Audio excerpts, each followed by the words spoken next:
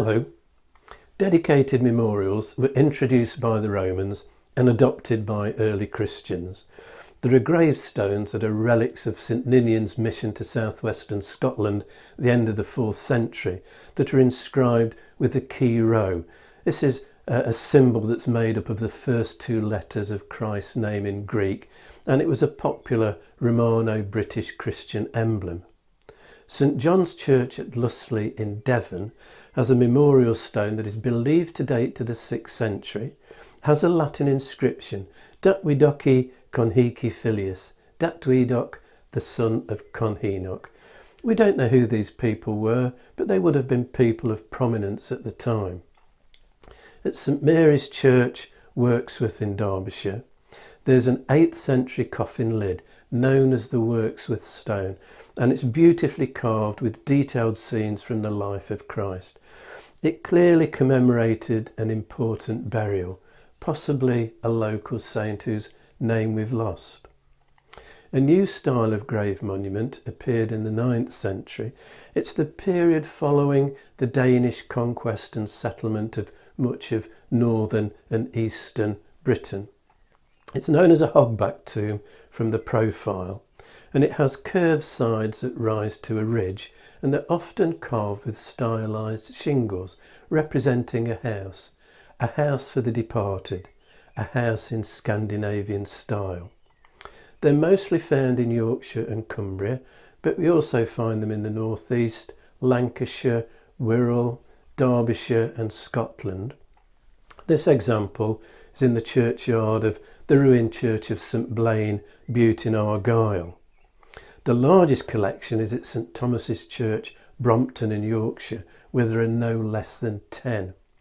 And a copy of a hogback tomb from St Bridget's Church, West Kirby on the Wirral, is in the Museum of Liverpool. This example is at St Peter's Church, Heysham in Lancashire. Excavation of undisturbed graves at Old Sarum, Wiltshire and elsewhere provide evidence of very simple headstones and footstones coming into use soon after the Norman conquest. And in the late 12th and early 13th century, effigies became popular monuments for society's elite.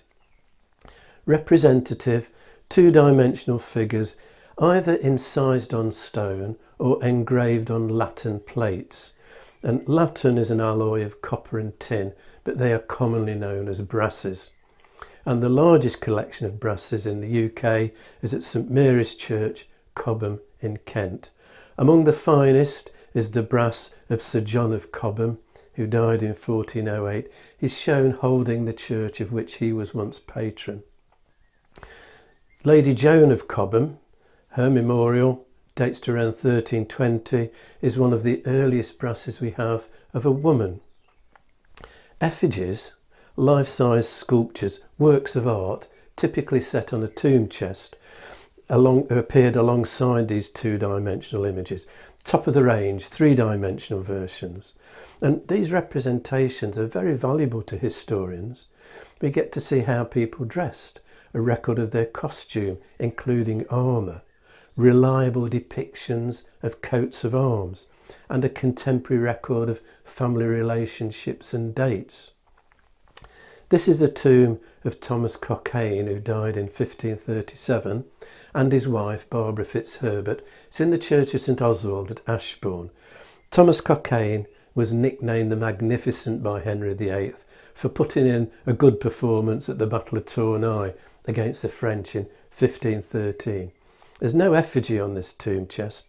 There's a rather worn and incised image, but it does have what is claimed to be the oldest rhyming memorial inscription in England. And we also have shields showing the family coats of arms. From the mid-15th century, these effigies have genuine portraiture, so we get to know what people look like, but again, it's only the higher echelons of society.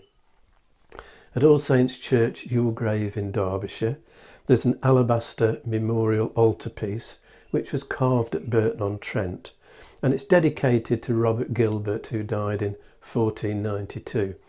The central figure is the Virgin Mary, And then we have Robert and his 7 sons on the left, and his wife Joan and their 10 daughters on the right. And figures on memorials tend to be family members, wives and children, but they're known generically as weepers. The earliest memorial effigies, appearing at the end of the 12th century, tend to be low relief. This example is in St Editha's Church at Polesworth. It was the church of Polesworth Abbey. It's at the east end of the nave and it's life-sized. The figure is shown with a pastoral staff. That identifies her as an abbess, and she has a book. It will be a Bible or a Gospel or a Psalter. She's wearing a wimple to cover her hair and a long-sleeved pleated tunic. The slab on which the figure rests is 4 inches narrower at the feet than at the head. This attention to perspective shows that it was designed for formal viewing, for people coming to pray who would have approached the feet of the recumbent figure. Who is she? She could be the Abbess Osanna, who died in 1135. I think more likely it is St Editha herself, a 10th century saint, sculpted at the end of the 12th century to try and attract and encourage the lucrative pilgrim trade which boomed after the death of Becket in 1170. By 1300 we're getting high relief figures, often with their hands held together in prayer. This is the memorial of Nicholas Fitzherbert. He was High Sheriff of Derbyshire, died in 1473, and the memorial is in the church of St Mary and St Barlock at Norbury, and the former manor house of the Fitzherberts is next door. And as well as attendant weepers on these memorials, the feet often rest on stylised animals, perhaps a lion for valour and nobility, common for men, a dog for loyalty, generally with women. Or it could be an animal taken from coat of arms. And Nicholas is shown in contemporary full plate armour, and he's wearing a collar of alternating suns and roses. This is showing his allegiance to the Yorkists. And although you can't see too well on the picture from this angle, there is a pendant, and it is the white lion of the House of March, the badge of Edward IV. There's an interesting effigy. It's carved in gritstone at St Peter's Church, Elford in Staffordshire. Shows a boy holding a ball and pointing to his temple.